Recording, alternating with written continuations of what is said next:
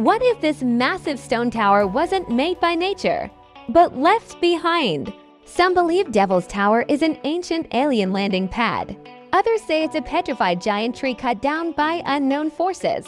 The shape is too perfect. The columns look engineered. Even native legends say something chased humans up the rock. But here's the real truth.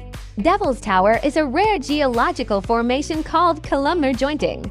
No giants, just raw earth science doing something incredible. Sometimes nature looks so unreal. It feels like a conspiracy.